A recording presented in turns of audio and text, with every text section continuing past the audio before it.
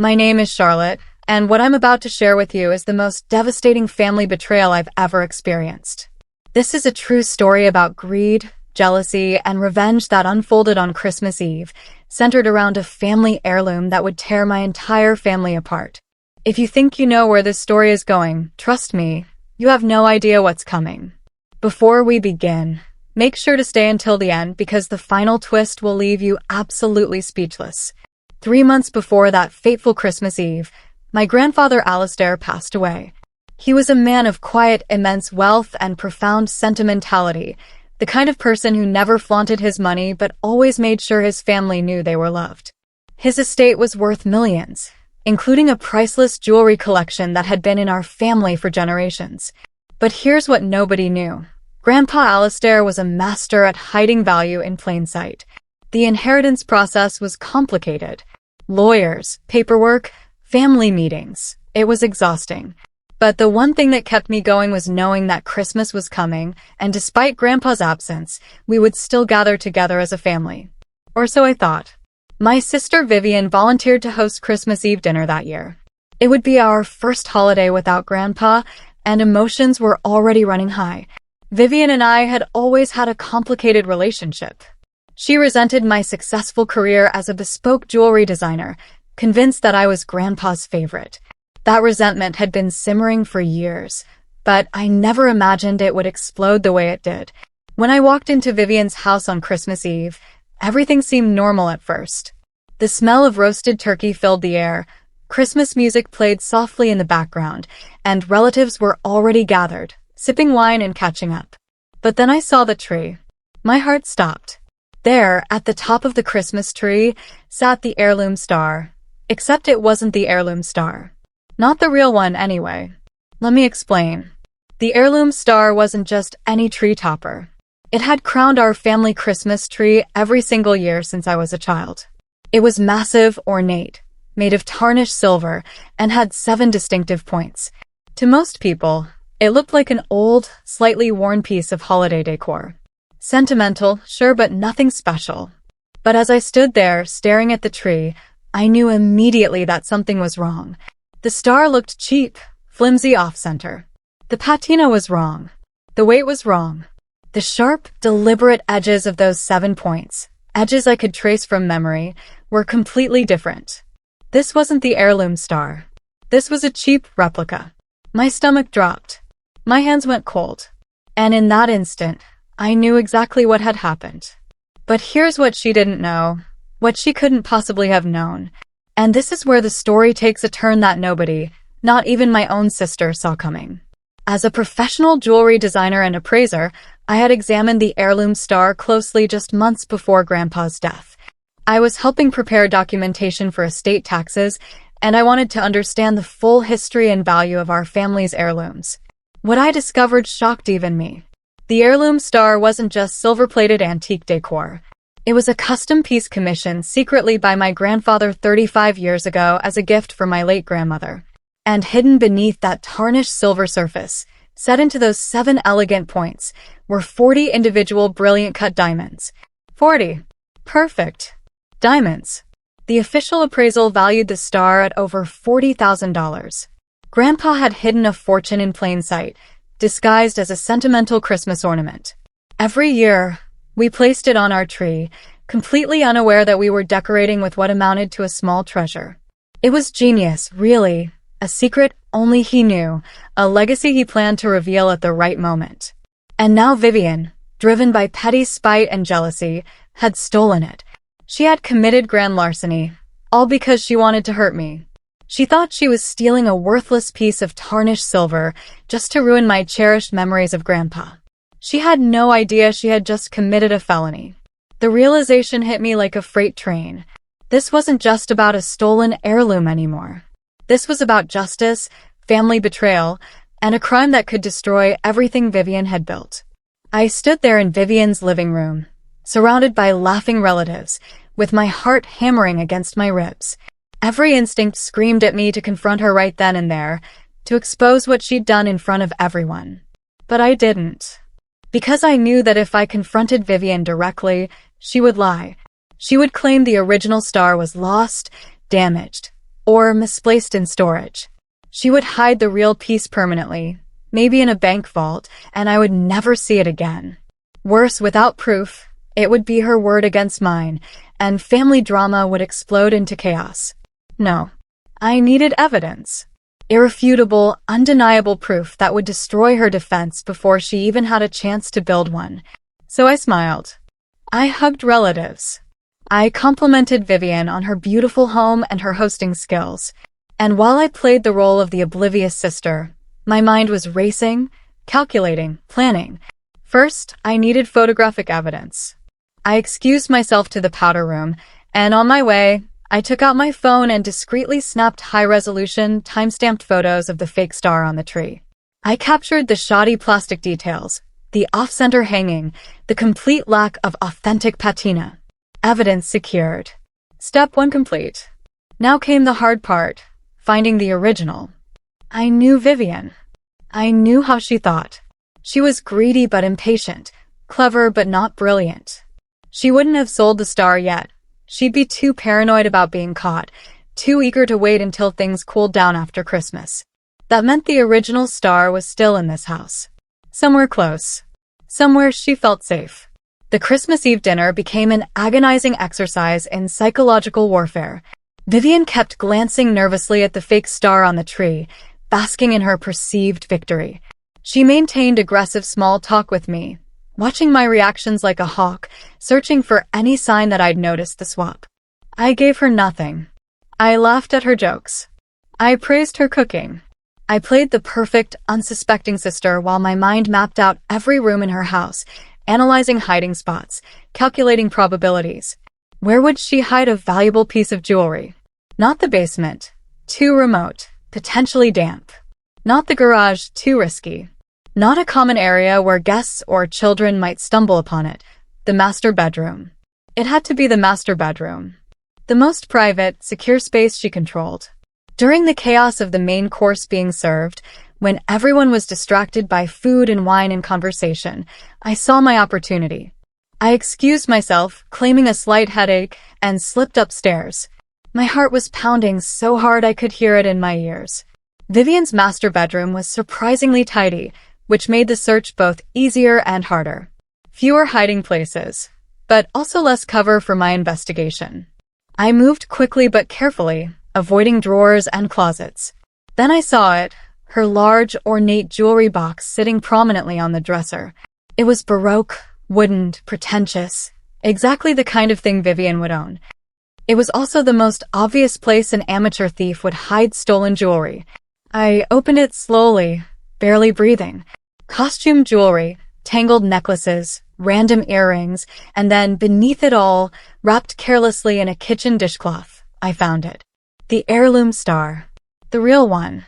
The overhead light caught the pristine silver surface and there, glinting unmistakably, the subtle internal sparkle of the diamonds.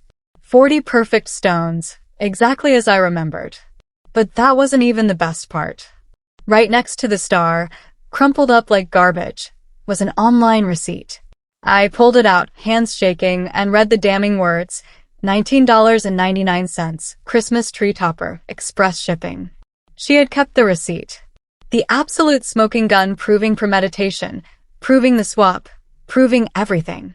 I didn't touch the star. I didn't want to disturb the forensic evidence. Instead, I took out my phone and photographed everything. The star in the jewelry box. The distinctive diamond arrangement. The antique patina. And most importantly, that crumpled $19.99 receipt. Every angle. Every detail. Time-stamped and geotagged. I had her. Completely and utterly. I closed the jewelry box carefully, exactly as I'd found it, and returned downstairs. My pulse was steady now, my hands calm. I was carrying the nuclear option in my phone's encrypted memory, and Vivian had no idea. The rest of Christmas Eve was surreal. I sat at Vivian's dining table, eating her food, listening to her talk, watching her perform the role of the gracious hostess while knowing I held her entire future in my hands. At one point, she even brought up Grandpa's will, asking pointed questions about the jewelry inventory and when items would be distributed. She was fishing, trying to figure out when she could safely liquidate her prize. I deflected with vague pleasantries, playing dumb, and her confidence grew. I could see it in her eyes. She thought she'd gotten away with it. Perfect. Because I wasn't going to expose her at Christmas dinner and ruin the family gathering. No, I had something much better planned. Grandpa's will reading was scheduled for the first week of January. The entire extended family would be gathered in a formal legal setting, with lawyers and witnesses present. That would be the perfect stage for Vivian's complete and total destruction. I just had to wait. And I had to let her think she'd won. As I left that night, I wished Vivian a Merry Christmas with the most genuine smile I could manage. She hugged me, completely oblivious, and I drove home carrying the explosive truth of her betrayal. The days between Christmas and the will reading were agonizing. But they were also crucial. Vivian, emboldened by my silence, started calling me frequently. Not to offer genuine support or sisterly bonding. No, she was fishing for information. She wanted to know about the jewelry inventory, the legal process, when items would be officially distributed. She was planning her next move. I played my part perfectly. I told her I couldn't find the complete inventory list. I expressed confusion about certain pieces.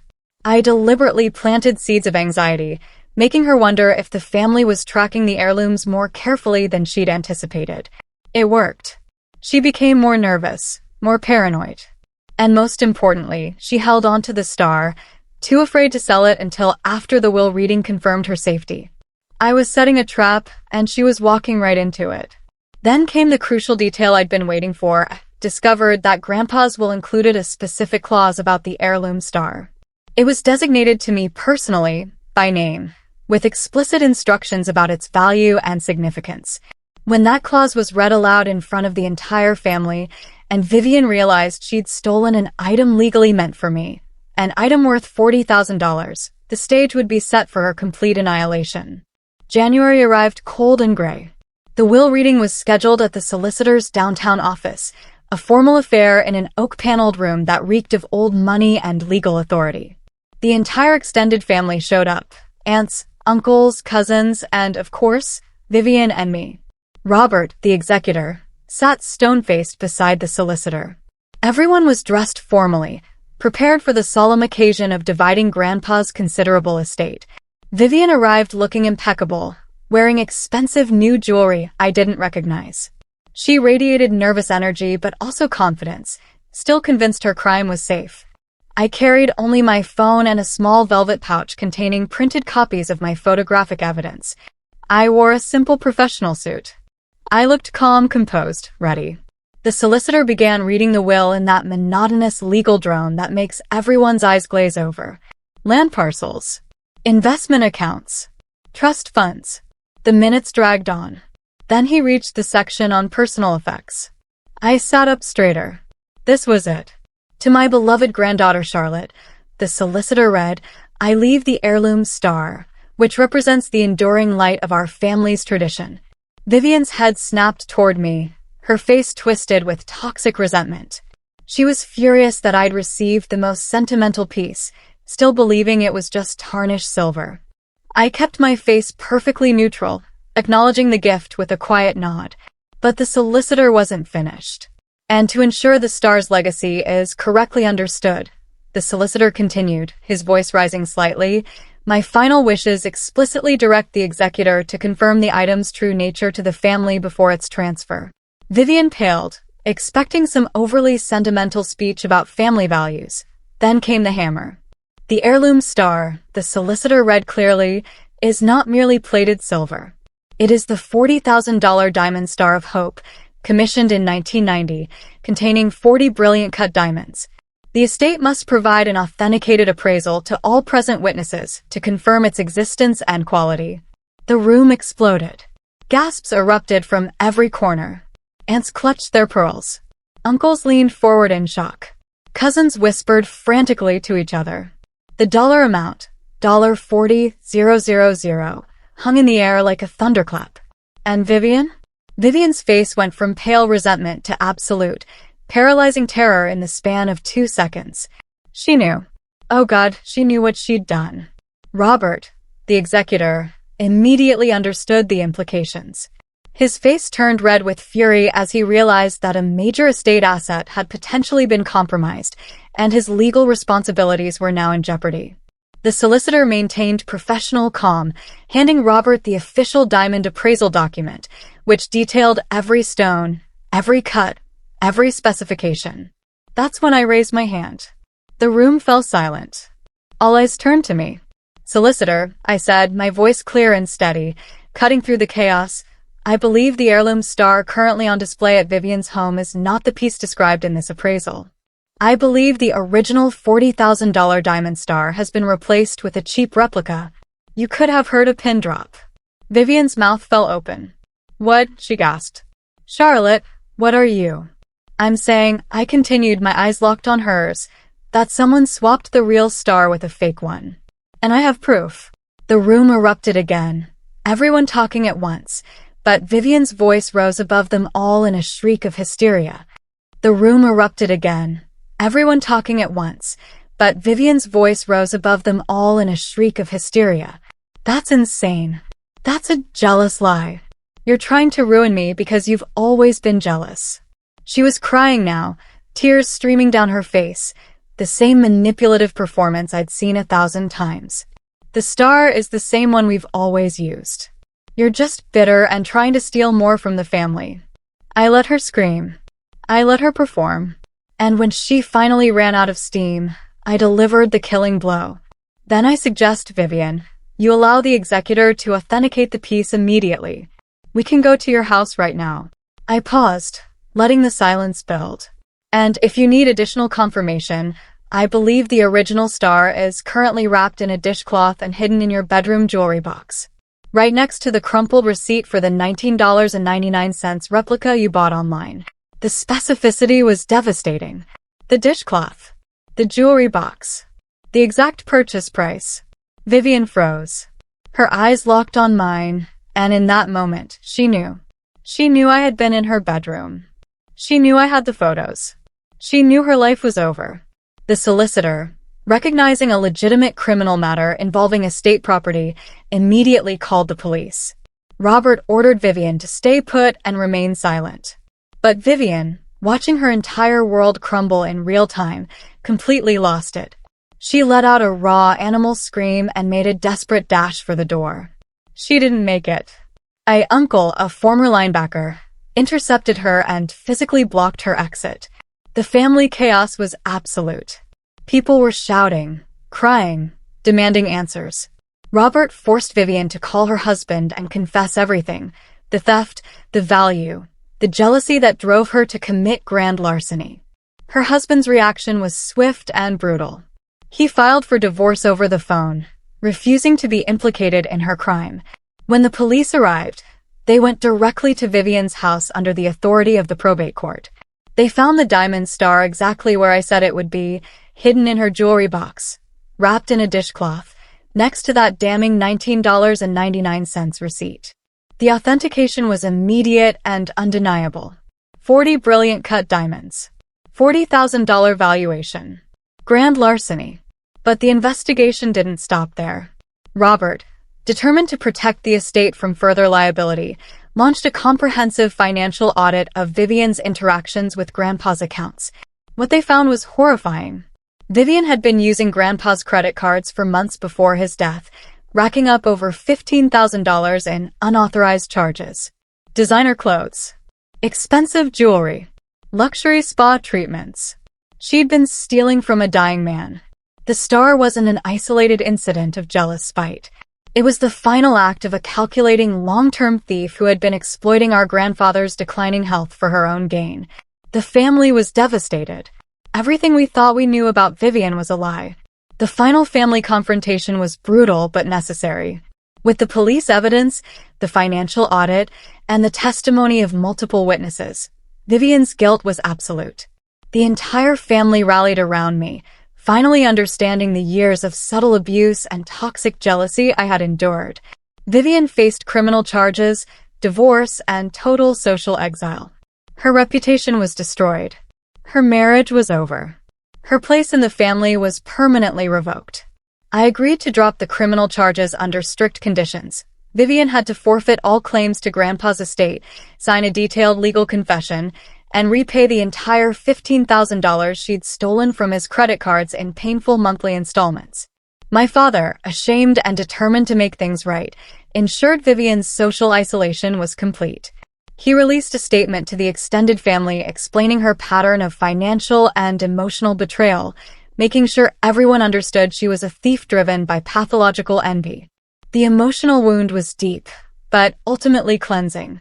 I had lost a sister, but I had gained something more valuable: peace, justice, and freedom from decades of toxicity. The heirloom star, now recovered and legally mine, sits in a secure vault. It's no longer just a Christmas ornament or even a valuable piece of jewelry. It's a symbol of my grandfather's wisdom in hiding value in plain sight. A symbol of justice served and truth revealed. A symbol of the moment I chose to fight back against years of abuse and won. Every time I think about that star, those 40 perfect diamonds hidden beneath tarnished silver, I'm reminded that things are not always what they seem. That patience and planning can defeat impulsive greed. That sometimes the most devastating revenge is simply exposing the truth. Vivian thought she was stealing a worthless piece of metal to hurt me. Instead, she committed grand larceny, destroyed her own life, and gave me the greatest gift of all, absolute proof of her true nature. And that, more than any diamond, is priceless. If this story shocked you, please share it. If you've experienced family betrayal, let me know in the comments. And remember, the truth always comes out, especially when someone is patient enough to let it.